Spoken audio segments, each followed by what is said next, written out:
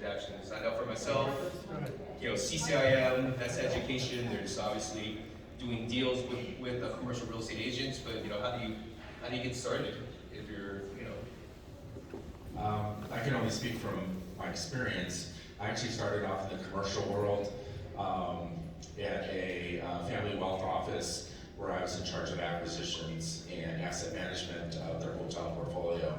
So the transition to residential was fairly easy. I actually had a hotel project where we built 3 phases of condos that we ended up selling and then leasing back to basically increase the inventory of hotel rooms, build a better product, and then allow our guests that were there, repeat customers, to kind of own a piece of their favorite resort. And usually when you do that, you get about a 40% premium on the existing residential around it because it's branded by a beautiful resort and they have access to all the amenities. So that was how I broke into residential. So you brought up CCIM. We always encourage people within RE/MAX that are looking from going from residential to commercial to always look at their foundation scores. Start with that one because it'll either scare you or it'll make you love to want to get into it more. I always suggest too that people find a great mentor that's already doing commercial.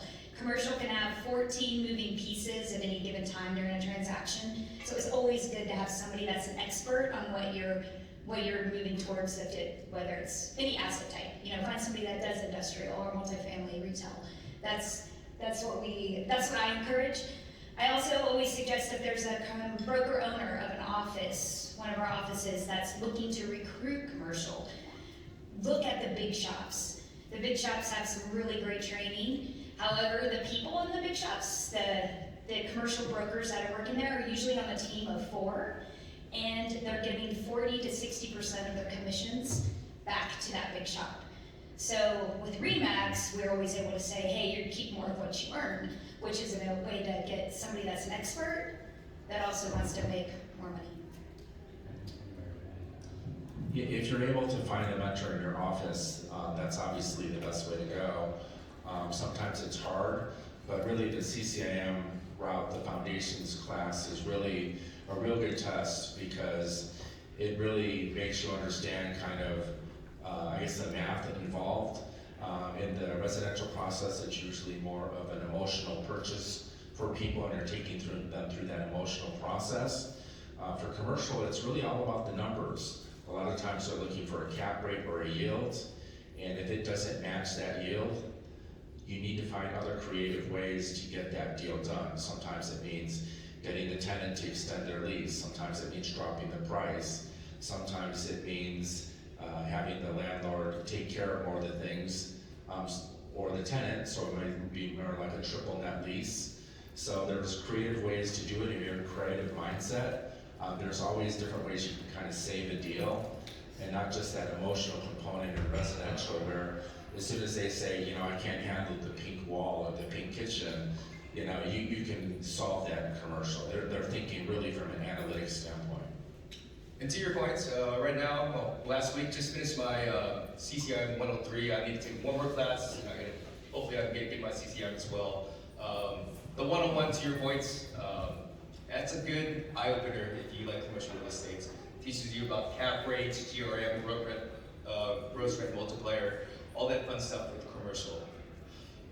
So heading into that, when you think commercial real estate, there's so much product for commercial real estate. There's multifamily, apartments, there's retail, a blend of multifamily and retail, in my opinion, is hotels, there's land, and for those that, I'd say the industrial guys right now, they're killing the game right now. Industrial warehouse with e-commerce and cannabis. A lot of different changes since the pandemic has happened. It's shifted commercial real estate. But what would you say if I am going to look into commercial real estate? What are some of, I won't say easier transactions because no transaction is easy, but what's a good start for commercial real estate? What sort of product would one in residential look into? There's generally 4 major food groups in commercial. You've got your industrial, you've got your office, retail, then multifamily. Those are the major subgroups. And then within that, you also have some subgroups that include hotels and assisted living, which are very, very specialty products. Generally, I would say not to be a generalist because it's very hard to be an expert in all those areas. And since a realtor, you're supposed to exercise due care and that you're an expert. I know that there's a phrase, fake it till you make it, but I would definitely not do that in commercial because the commercial community tends to be a lot smaller than the residential. And if you make a mistake and it gets around in that one of those major food groups that you made a mistake, it's going to be very hard for you to get another deal done. So definitely try to get a mentor, definitely look into CCIM. But it is an exciting time to be in commercial. There's a lot of activity. I don't discourage anyone, but you do need to know how to enter in correctly into that market. And Justin, I know you can talk to this too, but if you're looking into going in one type of asset type, I always would say multifamily. If you're going from residential looking to commercial, you get to 4 units, you're still looking more in residential. 5 above, 6 above, you're moving into commercial. All right, I would agree with that premise. I know for myself personally, I do commercial, but I've done my share of duplexes and triplexes and fourplexes. And that's a little bit on the residential side, especially if you get a vacant unit, you can still stage it in the same capacity as you do for residential. Just thinking actually out loud, I did partner up with someone that was on the residential side. She had a referral that was a 6-unit multifamily. She had done a triplex before, but whenever you go from 5+ for the unit count, the financing is different. The metrics are a little bit harder in regards to getting a deal done. Things take a little bit more time. And so yeah, I partnered with her on the deal. We were able to get it done. It was a win-win, and she learned a little bit more about multifamily. Conversely, so we're on the same page about multifamily. What's a no-no? What sort of product do you think you would rather have a little bit more hands on deck with a more experienced commercial broker? So the most difficult ones are the ones that have several moving parts. So that would include a hotel, because not only do you have the basically business side of the transaction, and that's where most of the value is created, but there's also the real estate transaction. You also have to know how to read hotel management contracts. Sometimes it might be branded something and it's just a franchise agreement and they have a totally third-party management company, and you have to understand that relationship. You also have to have deep relationships with some contractors, because every 5 to 7 years they might go through a soft goods renovation and that kind of things. You also have to be able to know how to transfer the liquor license, or if there's a medical spa component, dealing with medical waste. So when you think about all those different components, there's a lot of areas where you can possibly get tripped up on. So to me, multifamily is probably the easiest way. For some of the residential agents here, you have deep relationships with some of your clients, and you're the trusted resource. So even though you might not have that much expertise in it, you might be able to partner with someone where they don't have the relationship, but they're willing to help you out, get you through the transaction, and you can, create some wonderful partnerships. And then once you've done 3 or 4 transactions, now you might have the confidence to do one on your own. But for specific product types like hotels, assisted living, maybe some bars and restaurants, certainly cannabis right now is a very hot topic. But if you don't understand the rules behind cannabis, I would stay far away from that. Yeah, I would agree to that. I've done some tenant rep on the cannabis side, and going back to permits, zoning, I usually refer it out now. I do commercial, but that's just not my thing. I would agree with that. Very general question as well. When you think residential, like we referred earlier, a bit more emotional. Maybe you might not like the color blue on the house, for example, or a little bit more the school, or just the vibe with the neighborhood. Commercial, more analytical on the investment metrics. The pro forma, the cash flow, right? Any other sort of difference, any other distinction that you see between commercial and residential? We're real estate? No, I agree. You look at commercial as a business transaction. So not as touchy-feely as residential. I'll be honest, I see a lot more women moving into it, which I think is fantastic. You're looking at an 8 to 5, 9 to 5, Monday through Friday. Doing business transactions. Maybe you're writing an OM at night or an agreement, but for the most part, it's during the week. You're not having open houses on the weekend. You're not showing homes in the evenings. If you have families, even better, because you're not taking that time. I hear a lot of women getting into it for that purpose, as well as there are a lot more women business owners. And women business owners also like to work with women commercial workers. So I see that again, you'll get some more, maybe the ones that are similar to residential are gonna be a restaurant or retail where their blood, sweat, and tears are going into that property, but it's mainly business transactions. Are they gonna text you at, I don't know, 10 at night? No. Okay. It's gonna be a 8 to 5. Yeah, you're not getting those late night calls or people panicking like maybe they made their own decision. You're looking at it more as a business. Okay. Well, Christy, more specifically, what are some of the advantages of having a commercial broker within a residential office? Money, right? Profitability. You have a residential office, you bring in a commercial broker. Commercial transactions tend to be more on average than a residential. I'm not talking about like Orange County, California, where you have a $45 million home. But it also expands your footprint in your community. You can claim, say, hey, my office is a full service office. We do commercial and we do residential. Let's say one of your residential agents is showing a beautiful home to somebody moving to the area, and they let that agent know, hey, I'm moving my business here. Or, hey, I need more medical office space. My practice is growing.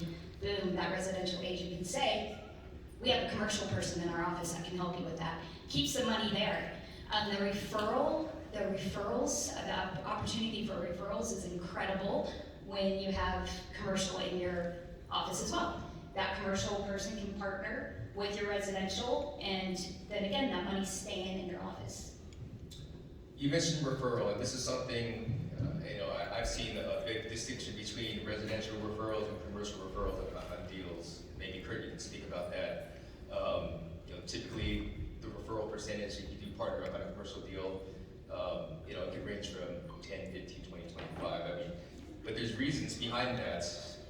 Could you go in line about that when you partner up, if you refer out a deal, what have you? Sure, I try to, before I sign a referral agreement, try to vet out the client as much as possible, because sometimes you really don't know the personality types that you're dealing with. And sometimes they'll require a lot of hand-holding. And for that reason, you want to reduce the percentage. And a lot of times there's a high failure rate in commercial transactions, and the time to close a deal is usually twice as long or 3 times as long as actual residential deal. Also keep in mind, a 1-year, 900 square foot lease is not very profitable to a commercial agent. So it's just like, you'd rather spend your time selling a house for $1 million rather than renting a house for $10,000 for a year. A commercial agent wants to make the best use of their time. And a lot of times you'll call late at night or on the weekend and you're like, this person's not calling me back, they're being disrespectful. No, because generally it's a Monday through Friday type of thing. Now, there are people that'll pick up the phone over the weekend, and the really great agents will do that, but still, it's still a 9 to 5, Monday through Friday mentality out there. So again, commercial agents want to, because there's a high failure rate, want to work with people they've worked with in the past, that they have a very high closing rate. And if you're coming directly to them and they don't see you as a commercial agent, unfortunately, it's going to be harder to get that done. So you are better off partnering with a commercial person with a track record in your office to try to get those first deals done until you have your own reputation. Tell us about, potentially having a referral network of commercial agents. How,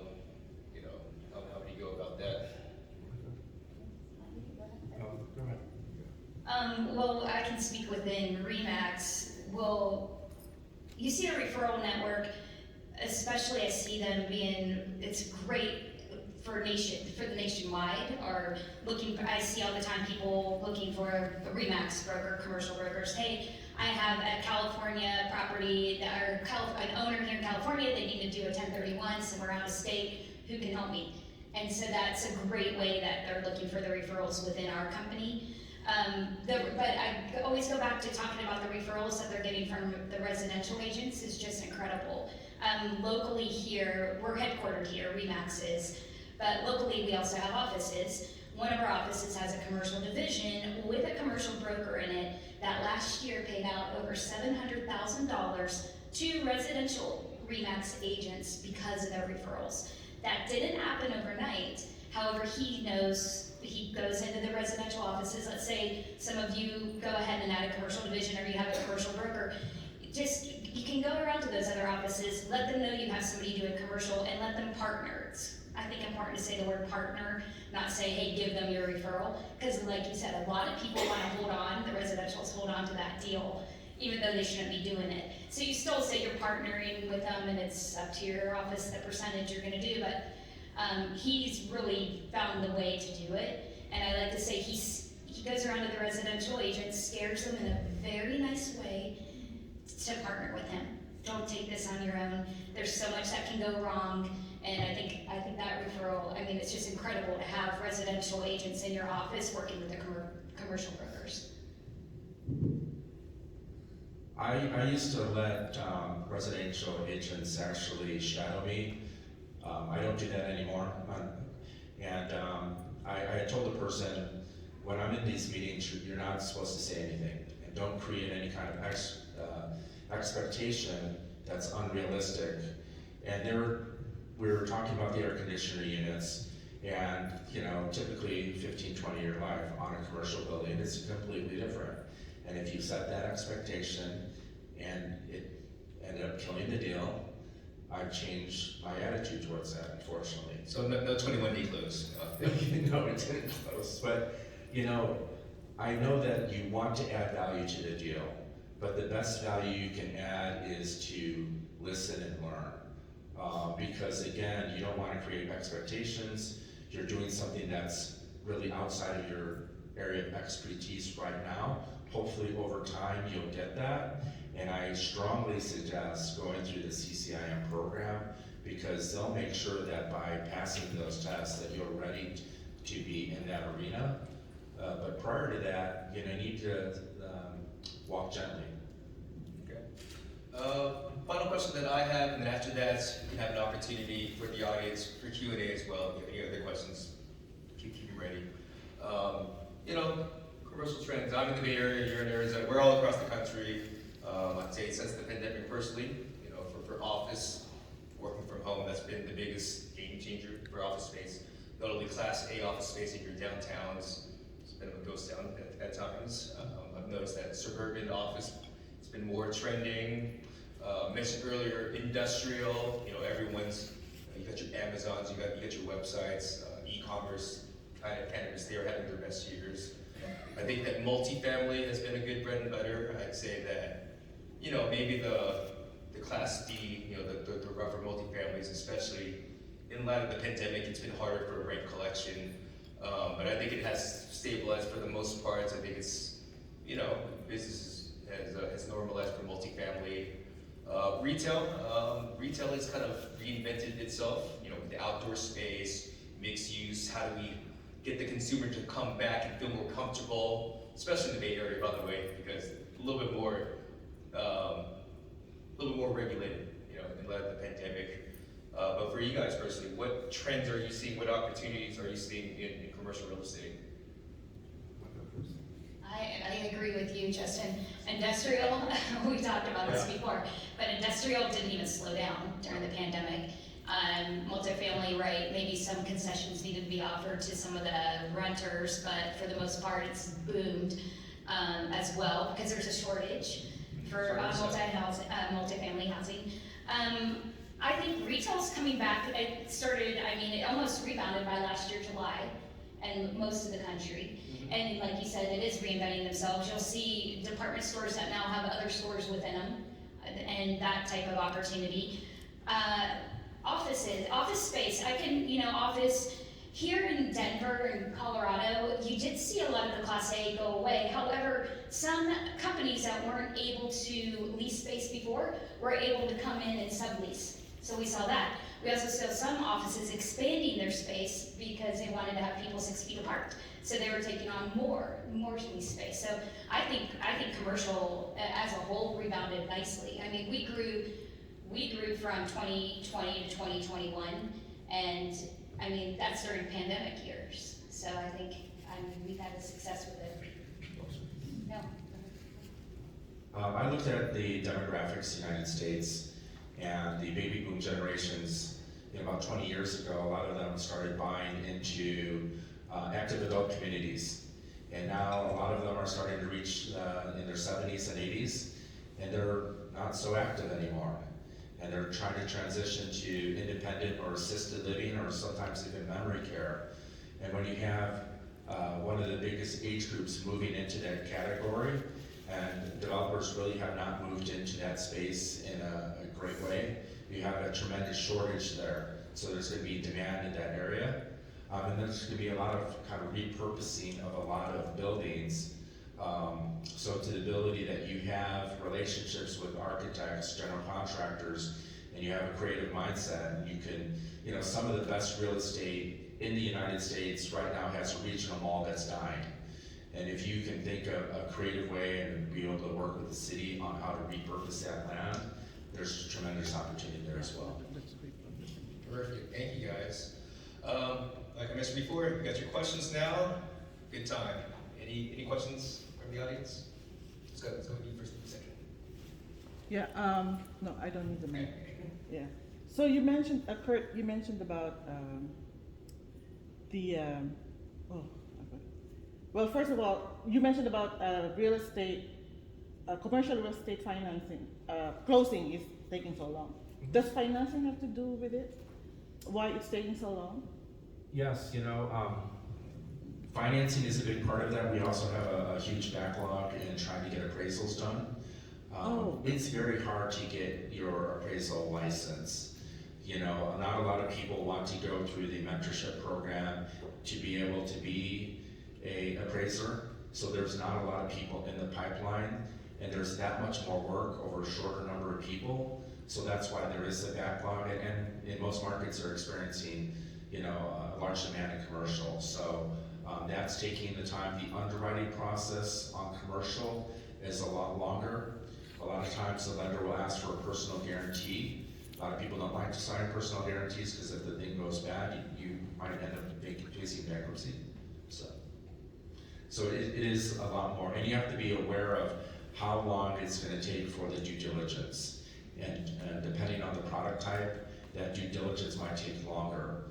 So if it's a huge office building with many tenants, you're going to want to make sure that you review all the rents and when things are coming due, because if all the rents are coming due in 1 year, close to the acquisition, it could change the amount of due diligence you need to do.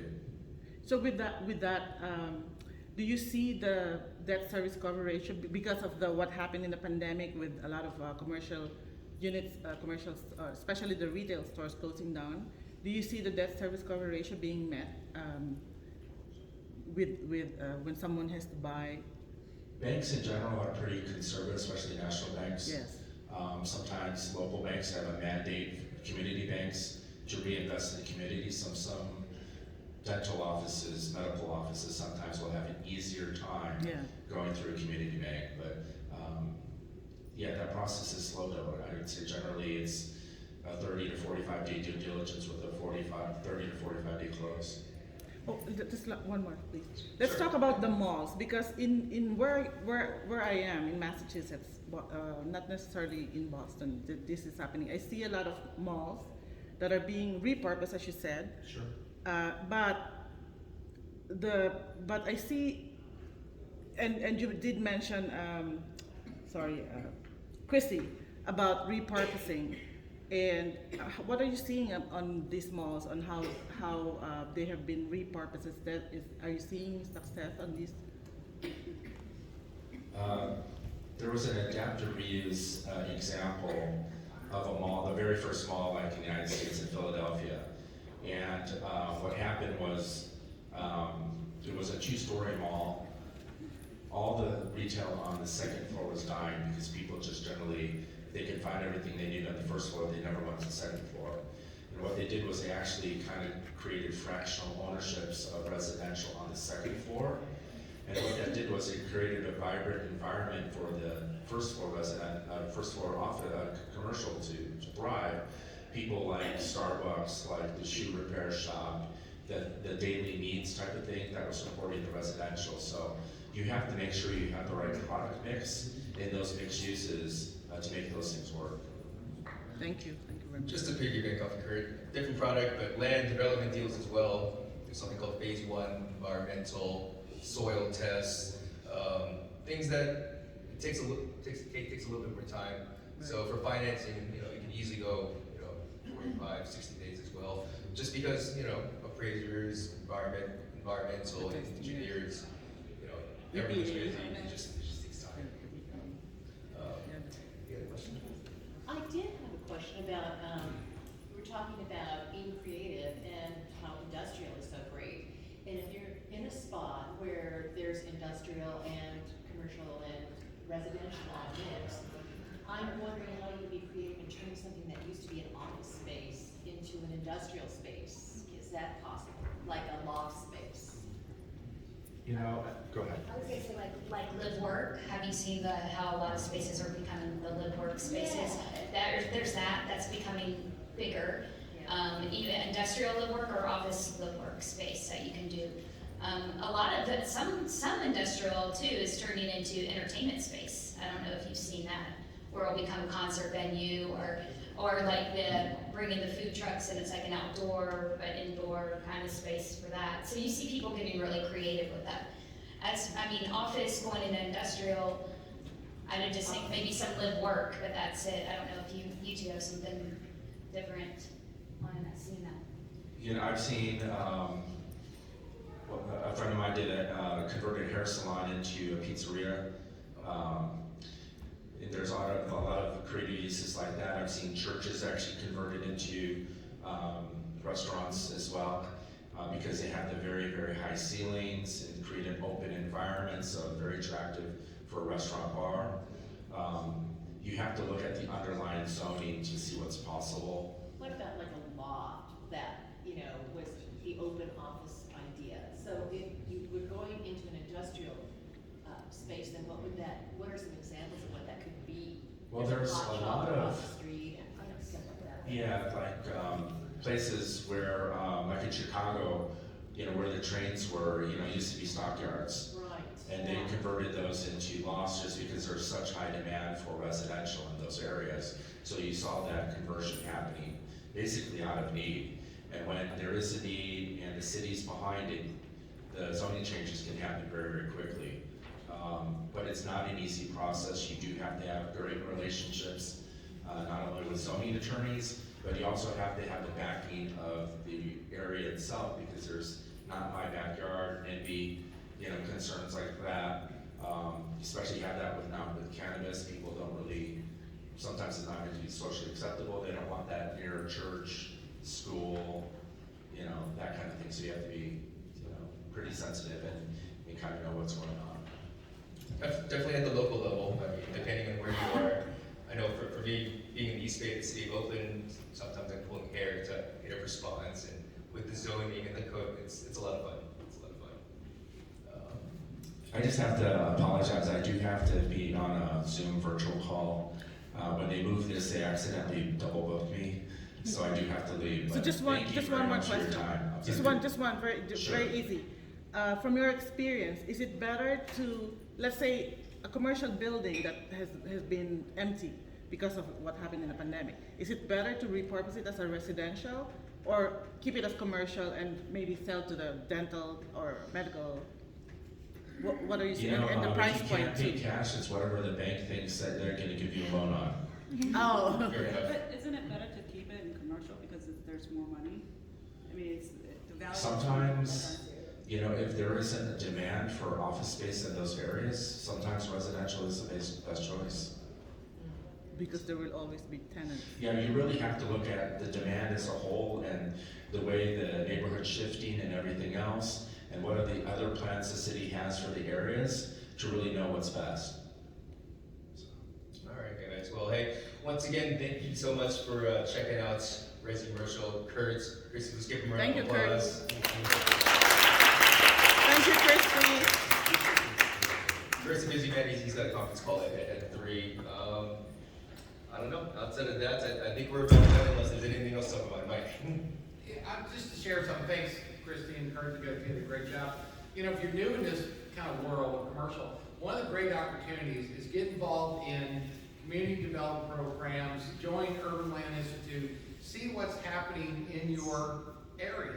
Because if you can get ahead of the curve and learn that there's a new, you mentioned phase 1 development stuff, maybe there's a plot of land that's planned for community. Well, community's gonna need retail support, things like that. But if you're involved in some of the early stages, you can find these different niches. Hey, there's an industrial pocket going in, or, you know, like in Denver, we're seeing out by the airport, huge industrial.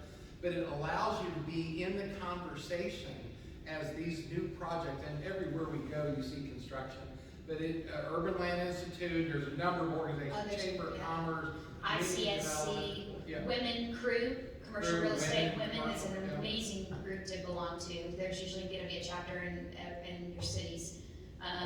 SIOR, ICSC, I said, I mean, RLI, there's so many organizations you can look into joining. And we always encourage that too, if you're looking to get into commercial. And as well as it's as easy as setting up Google alerts. Everyone know how to do that for your area. Set up Google alerts on commercial real estate, what's going on, who are the movers and the shakers, you know, the players in the area, because if you're looking to recruit, that's a great way to find people to recruit as well to your office, seeing who's doing the deals. Maybe you already have somebody doing some commercial, like multifamily, and you're like, I really want our office to get into industrial. Do a Google alert for industrial in your area and see who it is, who's doing it, what's going on. I mean, it's just a great way to keep your finger on the pulse of your area. Hi, Charles.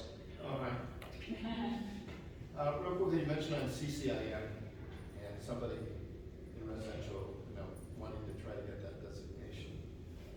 What's the steps and how realistic is it as far as getting these? Justin's almost done with Yeah, this. I'm almost done. Not there yet, so I can't put the pin in But I mean, it. you're commercial, Yeah. so what I mean is like somebody residential getting into that designation.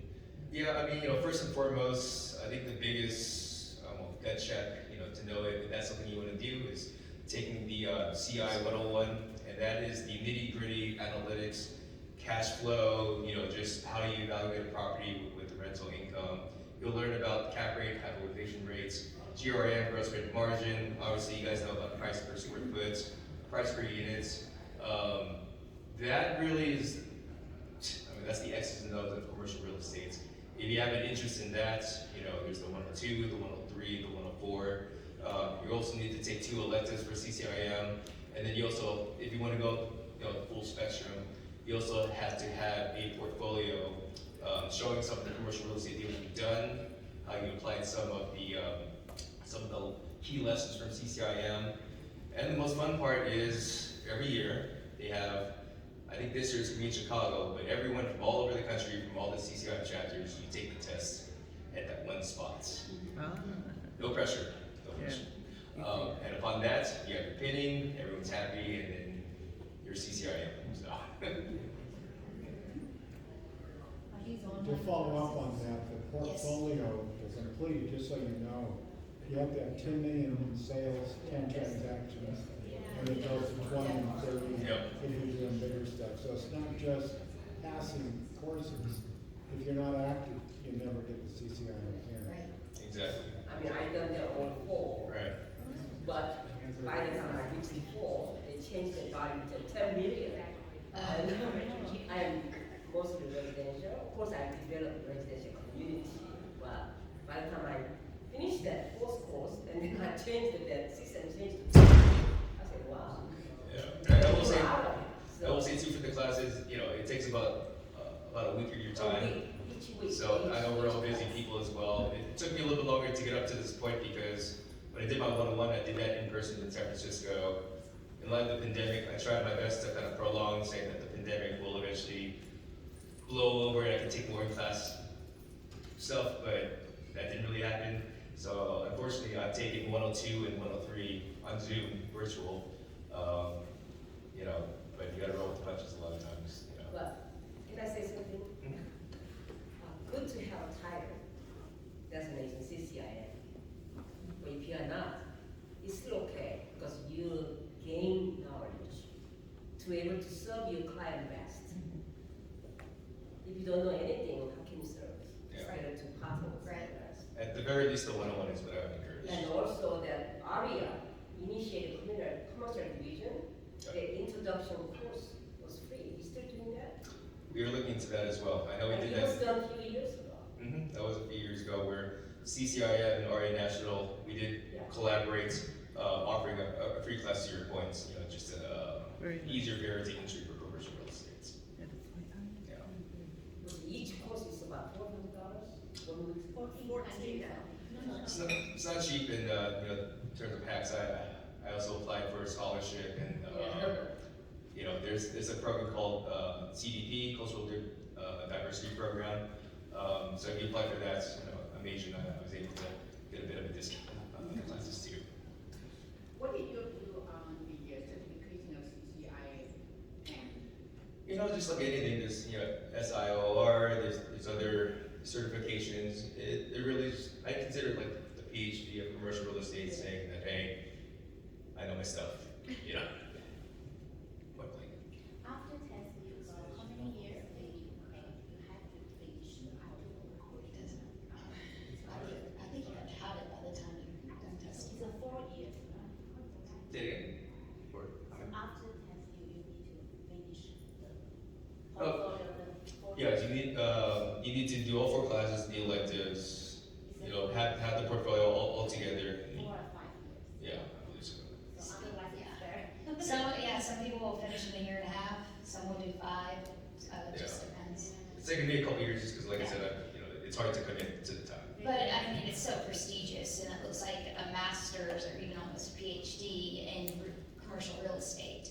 So it's a great title. One thing, once you start taking the CCIM, you get access to the ward schools, and they have courses, tons of courses. I'm taking their development track so I can do development. Because I best understand all the pieces before I start flying and not have wheels to land on. But, so there's a lot of benefits, and you're right, if you don't finish it, that's okay. You still got the education that's what you needed. Charles? They might return a phone call too. If I return your phone call now, you can kind of, like I said, GRM, cap rate, you know, this guy knows what he's talking about. Yeah, right? yeah, you know what you're talking about. I have a question about due diligence time. Have you guys, when you're doing a lot of commercial deal now, how many days have you asked for? Right now, for example, we're dealing with a syndication for, $21 million of common contract. They only allow us to do 30 days. 235 units for 30 days due diligence. It was really, I know that apartment sector is really tight right now, so that's sad to say. So what's your typical time for due diligence? Due diligence, I mean, depending on the product. Depending on the product, I'd say multifamily is a little bit more straightforward for due diligence. I'd say for land deals, I mean, that can take a long time. Going back to environmental, soil, what's underneath the ground, you know, gas station. I'd say it really depends, but that's why I was joking earlier. It happens, but you don't really get that many 21-day closes in commercial real estate. But just to circle back, it really depends on your product. All right, cool. Any other questions? Anything else, guys? Oh, I got it. I have a quick question. I commend all the women that are in the industry. Have you seen the industry evolve from when you started? And I kind of missed the beginning a little bit. So I don't know. Well, a lot of the people that have been in the industry are starting to retire. Okay. So that's where you see more women coming in as well. And we need to grow the we need a younger population coming into the CRE, commercial real estate industry, I believe, so I think a focus is on recruiting as well. But yeah, I think it's evolving. You know, you see a lot more women, a lot more younger people coming in, which changes how it used to be. Right. What were some of the challenges that you faced during your initial, when you began in the industry? So I am not a commercial broker. Oh. But I've worked with commercial brokers for years, as well as the appraisers. If anything, they're like, hey, maybe we should get into commercial real estate appraising because of appraisal, because there's such a need for that. Appraisers, owners, institutional investors, all of them. But yeah, I mean, having the pandemic happen and just wondering, oh my gosh, what's gonna happen now, right? But people still were investing. Again, I had owners that owned like strip malls. Yeah. But guess what? They were fine. A lot of them were fine because they had an anchor tenant in there, right? And a liquor store. You had both of those staying open, right? So then they were able to offer their other tenants concessions. So I saw that because I was like, what's gonna happen with all these little, little small stores? Hospitality, yeah, they had a beating, but they're starting to come back. I have to see a lot of owners sell that didn't want to, but it's coming back. I mean, I honestly think hospitality was hit the hardest. Yeah. But, and then a lot of hospitality means also retail, because they have restaurants or they have stores within them. So you saw that get hurt, but they're coming back. That one's, and the other ones, again, office, I didn't think office would come back so quickly, or the other retail. So, I mean, that was something big to watch happen. Yeah. All right, well, Christy with Remax, let's give her a round of applause. Thank you so much for your time. Once again, my name is Justin Long. I'll be your ARIA National Commercial Trader next year, so. Yeah.